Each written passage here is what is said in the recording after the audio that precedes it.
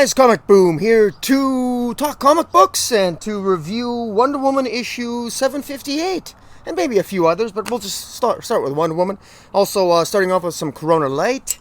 It's a beautiful, beautiful day here in southern Alberta where I live, and the fact is I haven't been doing a lot of reviews lately because the truth of the matter is I've been working my butt off, a lot of hours at work, and when I do find some time, I spend it with the wife and daughter in the backyard here. We've worked on our yard. It's a beautiful, beautiful yard. I love it, and despite living in a pandemic, I don't know about you guys, but I find that I think Mother Nature's gotten a little bit better, actually. I just find things are greener, the air is fresher. I don't know, has society broken down a little bit, that there's less, industrial pollution? I don't know what it is. Maybe it's all in my mind, but I don't know if I'm living in an delusion or an illusion, so be it, but Mother Nature seems to be happy, or at least where I'm living right now. The world itself is in a state of complete flux, but hey, it is what it is. But hey, some Corona Light, and let's get started, shall we? Oh, man. All right, guys. Wonder Woman issue 758. Wonder Woman she's confronting Phantom Stranger at the doors of heaven. If you can believe that. That's incredible. Wonder Woman is trying to save the soul of one of her greatest enemies, War Master. Now, War Master is essentially, her name is Paula von Gunther, and Paula von Gunther was brainwashed a little bit through the Valkyrie.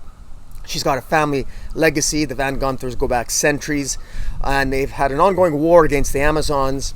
And Leviathan revealed all of these secrets of Paula von Gunther's past to Paula von Gunther, and that I guess you could say that influenced Paula von Gunther to become War Master and to betray Wonder Woman and blame Wonder Woman and the Amazons for the failed legacy of her family. Now, in the path that War Master recruited, of course, 3 other horsewomen of Apocalypse, failed to recruit Donna Troy. The bottom line is that somehow in all this recruitment, there was a lot of war and devastation that occurred. In fact, we had devastation, we had Armageddon, we had genocide, along with War Master, and Paula von Gunther did a lot of destruction. Now, miraculously, no one was killed despite all these attacks that took place all over the place. That's hard to believe, but in any event, Paula von Gunther I would still describe her as a genocidal maniac. Clearly that was her intention. I mean, when you actually recruit somebody called genocide, it's kind of hard to argue that genocide wasn't one of your goals. I'm just putting that out there. Or, this is my friend Genocide. This is my other friend Armageddon. And Armageddon's friend Devastation. Do you really want to hang out with us? Probably not. Do you think that they have peace on their agenda? Probably not. I don't hear anybody called peace in their little 4 horsewomen enclave or whatever the hell it is. Anyways, you get my point. War Master's been defeated. So the Phantom Stranger, who likes to, inflict vengeance, acting on God's behalf to inflict vengeance upon those who sin, plucks up War Master after turning her to stone and wants to take her back to heaven for judgment of God. And we're actually talking the Judeo-Christian God here. That's what I find so fascinating about this issue. And now the Phantom Stranger is particularly interesting here because Phantom Stranger has had different origins in the DC universe, and that's what makes him so fascinating, because the Phantom Stranger, at least in this incarnation, is actually his origins go back. He is hear the birds? That's a birdhouse right up there. Yeah, it's actually got real birds in it. Can you believe that? There was a wasp's nest in there last year, and then all of a sudden I got rid of the wasp's nest, and more birds. Oh, it's got a caterpillar in its mouth. See the bird there? Can you actually see that bird? It's cool. It doesn't bother me. My daughter finds my voice annoying, and so does my wife, but apparently the birds don't mind my voice. That's incredible. That's amazing. I think it has an opinion on Wonder Woman. Maybe it's because I'm reviewing Wonder Woman that the birds are showing up, actually feeding its young. That's amazing. Anyways, let's talk more Wonder Woman. Apparently I attract birds. Did you know that? Comic Boom attracts birds. Corona comics, Wonder Woman comics, birds. They go hand in hand, people. They go hand in hand. I'll leave that right there. There you go. All right, so here we go. So Phantom Stranger. Phantom Stranger is actually Iscariot. Judas Iscariot. He was originally Judas Iscariot. He's the person that betrayed Christ to the Romans. And he was punished to wander the earth, seeking redemption for all eternity. That's really who Phantom Stranger is. Now, he's had different incarnations and slightly different origins in the past. And one origin actually had Phantom Stranger being the offspring of a couple that was killed during Herod's attack of killing all the firstborn, searching and trying to prevent the birth of Jesus Christ. And that his parents having been killed by Herod's soldiers, young Phantom Stranger grew up blaming Jesus Christ and ultimately ended up infiltrating the Roman army so he could be the person that holds the spear that pierces and kills Jesus Christ on the cross, piercing his heart and finally killing him. And of course he was punished in that origin by, again, wandering the earth, seeking redemption, and forever being God's sort of vehicle of vengeance. Now, the Judeo-Christian God in the Old Testament is a real bitch, so to speak. And that's not a bird, that's a giant jet. All right. In any event, so this Phantom Stranger is what's fascinating here. I like what Steve Orlando does with this Phantom Stranger, because Phantom Stranger is kind of a bad guy in this issue, because he betrays even God, because Phantom Stranger has an agenda that Wonder Woman immediately sees through. Now, I don't know how Wonder Woman immediately sees through it. That's one of my criticisms of the comic, because even before she uses the magic lasso to compel the truth from Phantom Stranger, she guesses the truth. She actually thinks and guesses correctly that the Phantom Stranger just wants to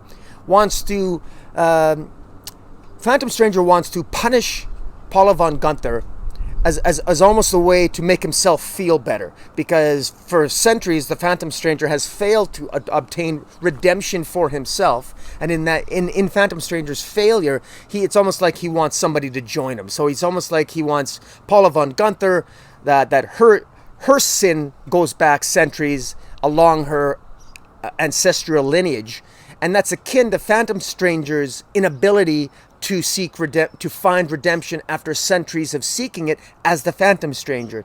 And so it's almost acting, he's resentful and he's angry and he's taking it out on War Master. He's taking it out on Paula von Gunther. And it's almost as if he wants to attempt some crazy vain attempt to, it's not made clear, almost like he wants to trade in the soul of Paula von Gunther as a way of, at first I thought maybe he was trying to replace himself by using Paula von Gunther as some sort of analog of himself to have her take over for him, but that wasn't it. That's not it at all. It just seems to be Phantom Stranger just being a jerk, wanting to take out his frustration, punishing Paula von Gunther, that if he's got to suffer going through centuries and not being able to be granted forgiveness and atonement for his sin from God, that Paula von Gunther should not be allowed to seek atonement or redemption in her life. And that, of course, is something that Wonder Woman sees through. She confirms it with the magic lasso wrapped around Phantom Stranger. And what I like this issue. I really like this issue. And I like it because of the Phantom Stranger element and Phantom Stranger's dialogue with Wonder Woman. I think it's very interesting from a thematic point of view.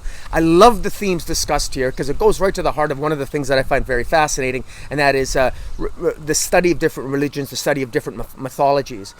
It says quite a lot in a very interesting way about Wonder Woman and how she views redemption itself. I've been very critical of Wonder Woman in the past because I do think she's a little bit too quick to use the magic lasso. She's a little bit too quick to supplicate herself, get on her knees. I like a woman who's a little bit more, I like Wonder Woman. I see her as being a little bit more pragmatic than that, more and more prone to use, she ought to be more prone to use some aggression and not so quick to assume a peaceful outcome when the evidence clearly would indicate that that's not the case. But in any event, I think Steve Orlando achieves finally a nice balance here in Wonder Woman's actions with respect to Phantom Stranger, because what I love about this is that Wonder Woman rescues Paula von Gunther and she holds Phantom Stranger accountable for his hypocrisy in presuming to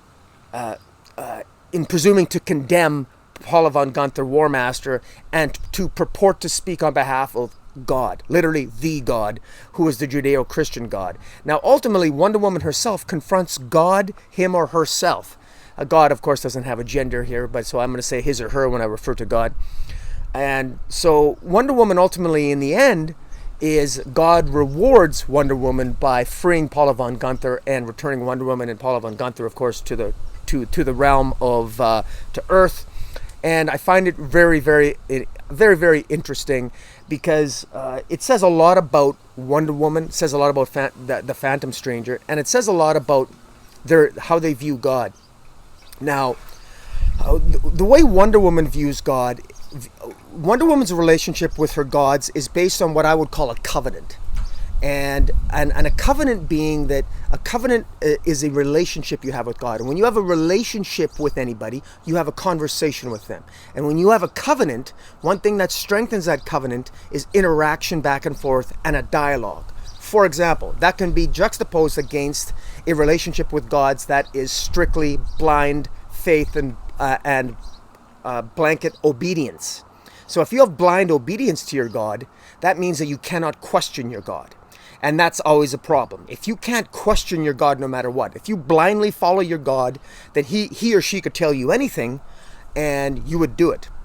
Well, Wonder Woman questions her God. Wonder Woman believes that even gods have to earn their godhood, and that it's a covenant. It's an interrelationship between the person who is worshipped and the person doing the worshiping. And that covenant's very important. Let me give you an example of what I'm talking about. When Wonder Woman says to the Phantom Stranger that, Wonder Woman's argument to the Phantom Stranger and to the Judeo-Christian God in this issue is essentially she's saying exactly what Abraham said to God when God told Abraham in the Old Testament to sacrifice and kill his son. She is basically saying, although she never said it in those so many words in this issue, she is saying, should not the God of all himself be just? That's it. Now, what's interesting about the story of Abraham is that if you're a Christian, you're going to look at that and say, well, Abraham did wrong. God told Abraham to sacrifice his son, and Abraham did say, should not the God of all himself be just? But Abraham would have killed his son if God wouldn't have stopped him. So Abraham was a good past Christian, even though technically there weren't Christians back then.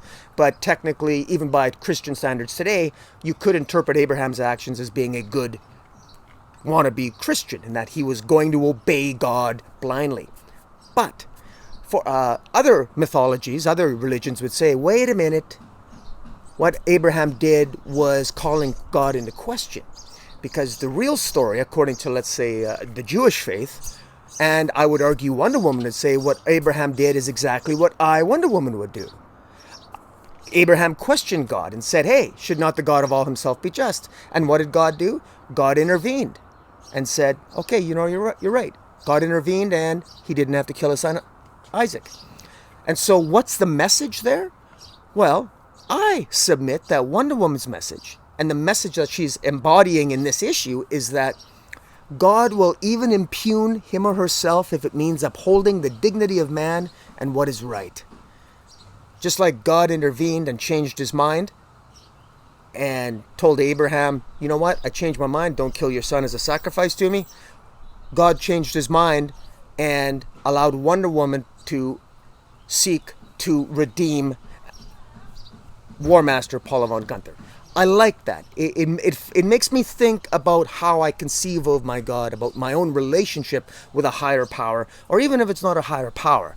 The whole idea, one's relationship with your own belief system is important here, and that's what I love about this issue. It made me think, and I got more respect for Wonder Woman here, because for the first time I actually see that she's got this acting covenant with her gods, that she won't be bullied by her gods, and she won't be bullied by any god. She'll still make her own decisions.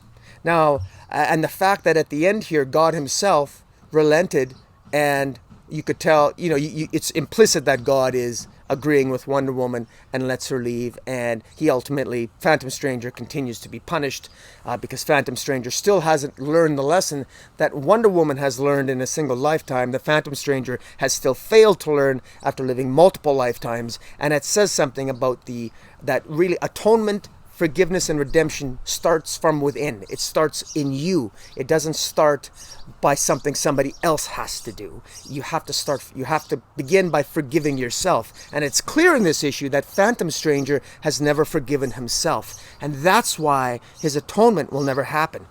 It only happens, any kind of forgiveness. If you cannot forgive yourself what you've done wrong, then forgiving others becomes very, very difficult to do. And that's ultimately the lesson here in this issue. And that's why I enjoyed it so much. Now, she rescues Paula von Gunther's soul, and it ends with, guess what? A revelation. Jason shows up. Wonder Woman's brother shows up at the end. And guess what?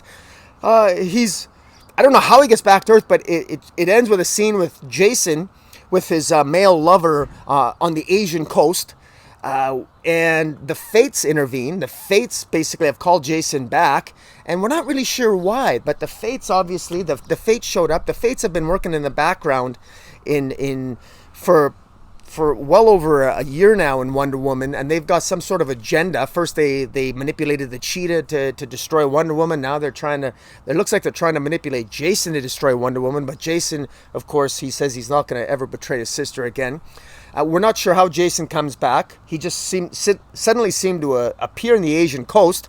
The last I heard, Jason was with the Dark Gods elsewhere in the multiverse. How Jason is now back on Earth, I guess we'll have to wait for an explanation for that. This continues in Wonder Woman Annual number 4, so we'll have to see how that goes.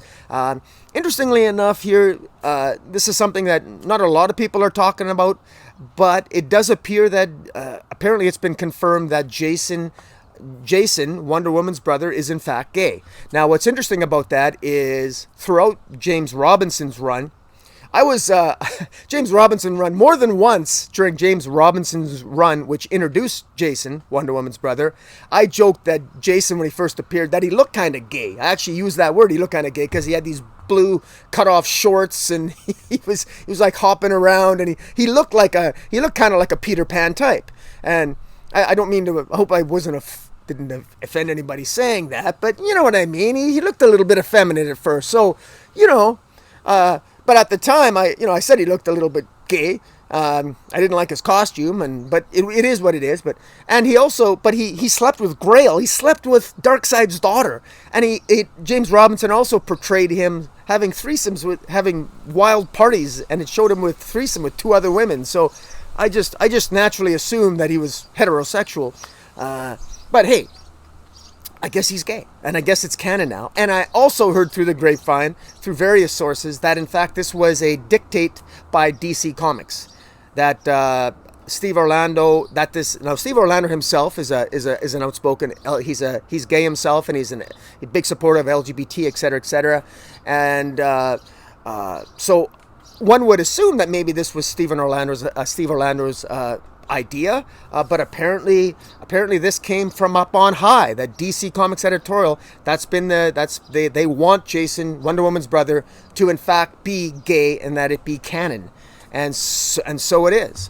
And I suppose what better writer to do that than Steve Orlando? Steve Orlando's with us for one more issue for Wonder Woman Annual 4. I'm looking forward to that, to see how things all wrap up. What's the deal with the Fates?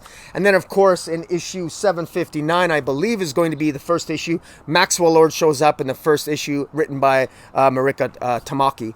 And so we're going to be looking forward to that. So, all in all, some interesting things here happening in Wonder Woman. I really actually enjoyed this issue. Steve Orlando, I thought you did a good job. I really like the themes that you played with there.